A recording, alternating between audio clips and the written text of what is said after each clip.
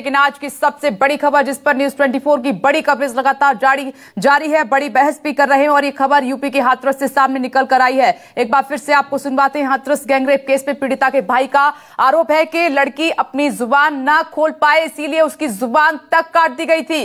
लड़की चलकर अपने घर तक ना जा पाए, इसके लिए उसकी रीढ़ की हड्डी तक तोड़ दी गई। वहीं हाथरस के जिलाधिकारी ने इस बात से पूरी तरह से इनकार कर दिया है। जिलाधिकारी प्रवीण कुमार ने कहा है कि पीड़िता की जीभ नहीं कटी थी, वो बोल रही थी। पीड़िता का गला दबाया गया था, जिस वजह से उसका जीभ जो है बाहर आ गई थी, इसीलिए वो घटना के दिन बोल नहीं पा रही थी। सुनिए जरा दोनों तरफ से क्या कुछ कहा गया।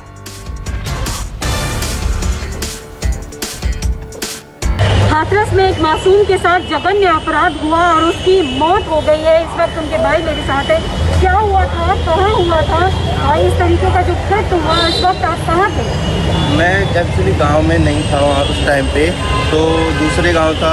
तो मैंने सुना कि हुआ क्या है, तो मैंने बाइक उठाई, वहाँ से सीधे चला गया गांव में।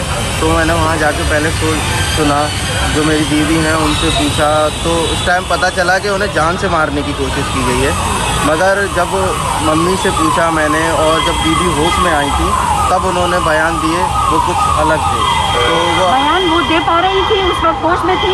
जी, उस टाइम होश में नहीं थी। वो अलीगढ़ जो मेडिकल कॉलेज है उसमें जाके 2-3 दिन बाद उन्हें होश आया, तब उन्होंने बयान दिए हैं। कहाँ चोट लगी थी, कहाँ चोट लगी थी उनको? हमने ये भी सुना कि उनकी जीभ को काट दिया गया। जी, काट दिया गया था जीभ को। और ये जो यहाँ से गर्दन की हड्डियाँ हैं 3, ये रीढ़ की मेन हड्डी होती है जिससे पूरी बॉडी कंट्रोल होती है, तो वो भी। और उनके पैर भी काम नहीं कर रहे, हाथ पैर ऐसे ही, हाथ थोड़े से नॉर्मल काम कर रहे थे मगर पैर बिल्कुल नहीं उठ रहे। कब लाए आप यहाँ पर और क्या दिक्कतें आई हैं आप लोग को हॉस्पिटल से?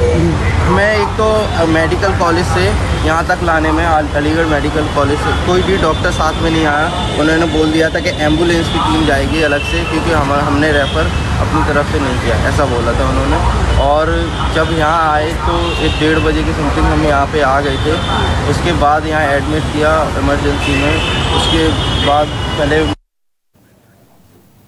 पीड़िता के भाई को आपने सुना, साफ तौर पर वो ये कह रहे हैं कि उनकी बहन के साथ हैवानियत हुई, बोल न सके, जीभ काट दी गई, चल न सके, इसलिए रीढ़ की हड्डी तोड़ दी गई। डीएम साहब क्या कह रहे हैं इस पूरे मामले पर, जरा ये भी सुन लीजिए। आप दोनों के अंतर को समझने की कोशिश कीजिए।